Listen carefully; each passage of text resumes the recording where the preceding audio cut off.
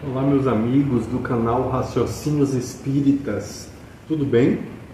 Eu sou o professor Danilo Cruz e hoje nós prosseguimos com o nosso estudo da série Sabedoria do Evangelho de Carlos Juliano Torres Pastorino. Continuamos hoje o estudo do volume de número 4 e hoje especialmente vamos ter a chance de conversar sobre o capítulo Conversa com os Irmãos.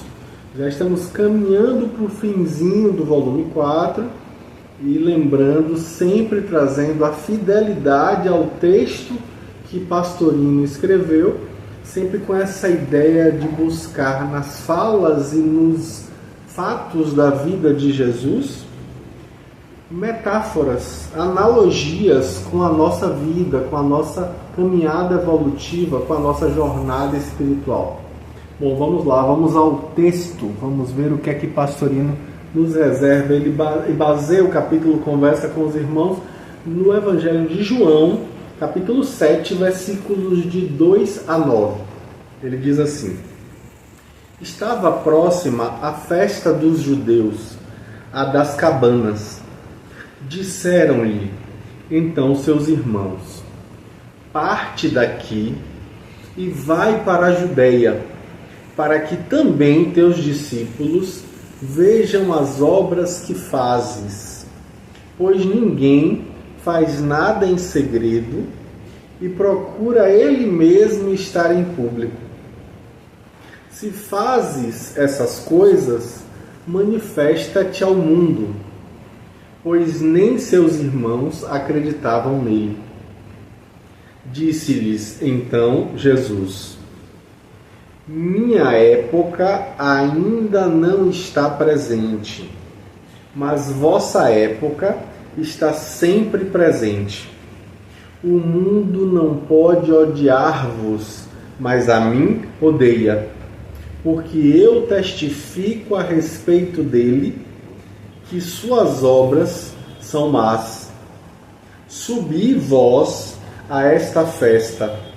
Eu não subo a esta festa, porque meu tempo ainda não está completado. Tendo-lhes dito isto, ficou na Galileia.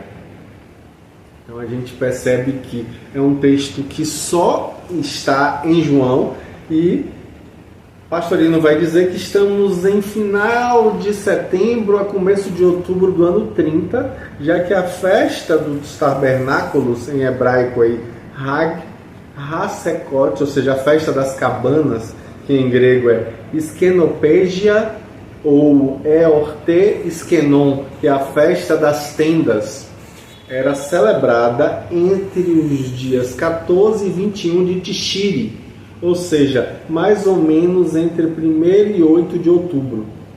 Constituía uma das 3 grandes solenidades em que os hebreus, os israelitas, eram obrigados a irem até Jerusalém. A festa foi estabelecida e regulamentada lá no Êxodo, no capítulo 23 e no capítulo 34, e também no Levítico, no capítulo 23, e no Deuteronômio, no capítulo 16, e também no segundo livro de Esdras, no capítulo 8. E essa festa tinha um duplo objetivo, que era agradecer as colheitas do ano, conforme Êxodo, e comemorar a longa estada dos israelitas no deserto, onde eles habitavam em tendas, conforme está colocado lá no livro de Levítico, capítulo 23. Então, durante os 8 dias, eram feitas ofertas especiais, conforme o livro de Números, capítulo 29. Os homens dirigiam-se até Jerusalém, carregando ramos de oliveiras, mirta, palmeiras, cidra ou salgueiro, cantando a palavra Hosana, conforme o Salmo 118, versículo 25. Salva agora ou salva-nos, te pedimos.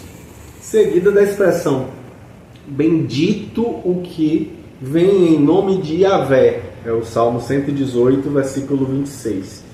Durante os dias da festa, todos esses dias eram feriados, é bom lembrar, os israelitas saíam do conforto de seus lares indo habitar em cabanas improvisadas nos campos, nas praças, nas ruas ou até mesmo nos terraços das casas. Isso está lá em Números, no capítulo 8, versículos de 14 a 17. No templo, o altar dos holocaustos era molhado com água da fonte de Siloé, implorando-se boas chuvas. Além disso, se realizavam também procissões, sendo a cidade enguirlandada, usando o termo que Pastorino coloca, né, com flores e luzes, alegrada com música. No tempo de Flávio Joséfo, conforme ele escreve em Antiguidades Judaicas, era considerada a maior e mais santa festa do ano. Ele dizia, né, Eorte esforoda paratois hebraios agiotatekai megistei. Então, num ambiente desse, é evidente que surgiam muitas desordens, muita bagunça, muito tumulto, muita aglomeração, situações ruidosas, ocasiões para propaganda política, propaganda religiosa. E aí Pastorino comenta que os irmãos de Jesus acharam que essa era a época ideal para que ele se manifestasse ao mundo, o cosmoi, né, como é colocado, o Pastorino coloca dessa forma. Quais seriam esses irmãos? Aí Pastorino vai dizer que devem ser excetuados Tiago e Judas Tadeu, que seguiam Jesus, restando quem? Simão, aí a pergunta, né, seria esse o Simão Zelotes? E José, todos nominalmente citados lá em Mateus capítulo 13, versículo 55, conforme a gente já discutiu aqui. Mas desses falam sem declarar-lhes os nomes, e também os outros, né, conforme Mateus capítulo 12, 46, 47, Marcos 30, 3, 30, 31 e 32, João 2,12, citando apenas irmãos. E aí, como Marcos 6,3, por exemplo, né? Então, o raciocínio deles, dos que não criam nele, os que não acreditavam nele, é bem humano. Jesus teimou em prosseguir com sua campanha, contrariando a opinião deles, que supostamente era sensata, conforme diz Marcos capítulo 3, versículo 21 e 31 a 35. E parecia realmente que eles possuíam a capacidade de levantar as multidões, que Jesus tinha essa capacidade de levantar as multidões, realizar curas espetaculares. Então por que ficar restrito a só uma província, a Galileia só, aquela coisa provinciazinha, sem expressão? Por que não aproveitar esses dotes e, ao invés de permanecer escondido, por que não falar abertamente? Por que não falar diante das grandes multidões que subiam até Jerusalém nessa época, que era a capital do país? Então, nesses conselhos, transparece aí sem dúvida que existe uma vaidade neles. Como assim? Ter na família um elemento que se destaca, um profeta, entre aspas, que chama a atenção sobre si mesmo e, por natural reflexo, sobre todos eles que eram irmãos dele, enaltecendo-os diante do povo. Mas Jesus se recusa a ir à festa e afirma que o momento não é oportuno. Ele diz, minha época ainda não está presente, ou por parestim, né? Então, eles, todavia, podem ir para Jerusalém quando eles quiserem, pois a época deles está sempre presente, como disse Jesus. Essa afirmativa de Jesus é categórica. E como fala Pastorino, não deixa margem a qualquer tipo de dúvida e nem permite qualquer nível de insistência. Ele diz, não subo, conforme se lê aí no manuscrito de Aleph, D, Pi, A, B, C, E, F, na Vulgata, na tradução siríaca, na tradução curetoniana, em Jerônimo, em Epifânio, João Crisóstomo, e Pastorino cita todos eles, né? Bem melhor que eu não subo ainda, é uma evidente correção do manuscrito BL, Delta, WM, Teta, FG, e provavelmente para afastar qualquer ideia de que Jesus estivesse dissimulando ou mentindo. Então, com o mesmo objetivo, certos exegetas, certos hermeneutas, intérpretes do texto, vão envidar esforços para explicar que a expressão ouk anabaino este eorten tauten exprime não vou em comitiva a esta festa. E aí Pastorino diz que confessa não perceber absolutamente esse sentido oculto em palavras que eram tão claras. No versículo 10, Pastorino vai dizer, inclusive chama a atenção que a gente vai voltar a isso no próximo capítulo, é que aparece esse sentido quando o evangelista afirma que Jesus foi à festa não abertamente ou faneros, mas às ocultas, ala encriptoi. De fato, não era interessante para Jesus chamar sobre si a atenção das autoridades naquele momento, que tão grande má vontade demonstrava a seu respeito. Ora, se acompanhasse os galileus na marcha, não conseguiria chegar a Jerusalém incógnito, desconhecido. Todos os seus conterrâneos conheciam ele de sobra e muito orgulhosos dele, obviamente, que seriam os primeiros a anunciar a presença de Jesus ali, provocando provavelmente tumultos, discussões extemporâneas na fala de Pastorino. Por isso ele não partiu. Ele não foi com a comitiva, né? Com a comitiva seguiram para o sul seus irmãos, a fim de cumprir as suas obrigações. Eles tinham que ir, que era a obrigação do hebreu. Mas ele permaneceu na Galileia. No entanto, o seu atraso não foi além de 4 dias. Detalhes aparentemente sem importância, fatos corriqueiros, situações comuns, revelam, se ocorridos com avatares, alguns ensinamentos, algumas lições sublimes. Então começa o evangelista anunciando a proximidade da festa dos judeus. E aí Pastorino coloca o adendo, né, que os religiosos que ainda vibram no nível da personalidade, da personagem. Essa festa, diz João, era dos tabernáculos, ou seja, das tendas, das cabanas. O significado simbólico desse termo é revelado, conforme aponta Pastorino, por Pedro na sua segunda carta, no capítulo 1, versículos 13 e 14, e por Paulo na segunda carta aos Coríntios, capítulo 5, versículos 1 a 4. A permanência do Espírito na carne, como que estando a habitar em tendas ou tabernáculos de viagem. Olha que interessante. Nós compreendemos então o que uma alusão direta à festa dos tabernáculos, com as palavras exatamente nessa ordem. A festa dos judeus, a dos tabernáculos. Isso encerra uma lição. Na verdade, isso se trata de uma comemoração religiosa de seres encarnados, ainda moradores nos tabernáculos de carne, nas tendas orgânicas. Além disso, confirmando tal interpretação, a gente vê que essa festa celebrava precisamente a estada demorada dos israelitas no deserto da existência. Né? A longa e repetida demora no deserto das encarnações terrenas.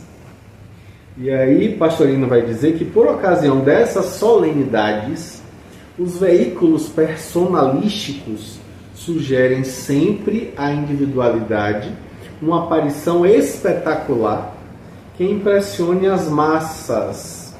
O Espírito, com E maiúsculo, tanto fala das belezas do reino e tanto se aprofunda nos arcanos e tão espetaculares maravilhas realiza em seus êxtases, porque tudo isso não é executado perante as multidões, para que ele seja glorificado para todos. Por que ele vai querer isso? Então, por que não manifestar-se ao mundo? A resposta do Espírito, com E maiúsculo, ou seja, da individualidade, do Cristo é profunda, dividindo-se em 3 partes. Em primeiro lugar, a resposta assegura que a sua época não está presente, embora para as personagens, as personalidades, esteja sempre presente, porque elas vivem em seu próprio ambiente, na Terra. O tempo, aí é que é interessante, né? O tempo para o espírito, com E maiúsculo, é diferente. Enquanto as personagens, as personalidades transitórias estão presas a dias, meses, tempos e anos, conforme fala Paulo na sua carta aos Gálatas, capítulo 4, versículo 10, isto é, se prendem a datas, se prendem a comemorações prefixadas. O espírito imortal, com E maiúsculo, estabelece os seus passos de acordo com a sua escala evolutiva. Na definição perfeita de Pietro Baldi, citada por Pastorino, lá no livro A Grande Síntese, no capítulo 29, ele diz assim: tempo é ritmo evolutivo. Pois bem, aí Pastorino diz que a personagem marca seus dias em preto e vermelho no calendário e a eles se submete, enquanto que o espírito consulta ao invés as necessidades da subida, o momento oportuno, sem dar importância alguma a datas fixas. E aí Pastorino vai dizer que, em segundo lugar, a resposta de Jesus esclarece que as personalidades jamais são odiadas pelo mundo, porque a ele se conformam, já que a ele pertencem de fato e de direito, até mesmo pelos materiais que dele retiram para construir os seus veículos físicos, os seus veículos inferiores, na linguagem de Pastorino. Já ao espírito, o mundo aborrece, chegando até a odiá-lo, porque o espírito testifica que suas obras são más, ou seja, demonstra o erro de suas crenças, de suas convenções, derruba seus ídolos de ouro, prova a falacidade de suas ilusões, prova o problema da transitoriedade dos seus bens mais sólidos, a falta de valia das suas glórias mais heróicas. E aí Pastorino diz que o mundo persegue de morte os que lhe patenteiam as fraquezas, que justamente ele considera a sua força. As mentiras que são julgadas como verdades, os enganos que são fantasiosos e são louvados como realidades, como se fossem algo palpável. E aí Pastorino diz que, em terceiro lugar, o Espírito, ou seja, o Cristo, ainda declara que não atenderá às exigências das personalidades, já que não precisa sujeitar-se às religiões organizadas. Aí Pastorino vai dizer a palavra judeia, né, a visão religiosa. E por isso ele permanecerá no jardim fechado, ou seja, na Galileia, que é o que significa a palavra, jardim fechado da espiritualidade superior a todas as religiões. Porque ele precisa das estradas, se ele é um avião. Então essas festas estão presas às personalidades encarnadas, com sua adoração externa, a um Deus exterior. Mas o espírito, unido ao Deus interno, esse é livre. Porque onde há o Espírito de Deus, aí há liberdade, como diz Paulo na segunda epístola aos Coríntios, capítulo 3, versículo 17. E não submissão a regras, a preceitos, a preconceitos humanos. A razão dada é real. Eu não subo a essa festa. O mestre não diz que não subiria a Jerusalém. E não foi mesmo. Ele foi a Jerusalém, mas ele não foi para a festa. Olha que interessante aí, hein? Ele lá esteve para divulgar o seu ensino ao povo. Ele não carregou ramos de árvores, mas ele levou as flores perfumadas do seu coração amoroso. Olha que visão poética disso, hein?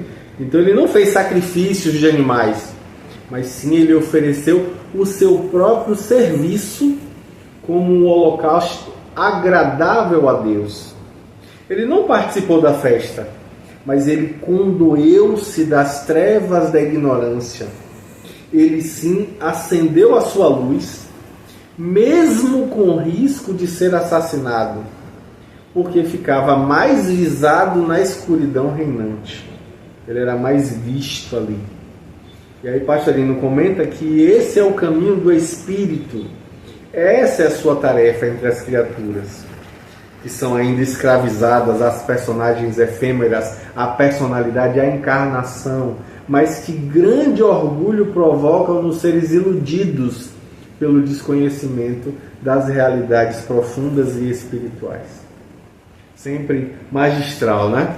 Pois bem, Pastorino sempre trazendo a reflexão cirúrgica de que necessitamos para as nossas vidas.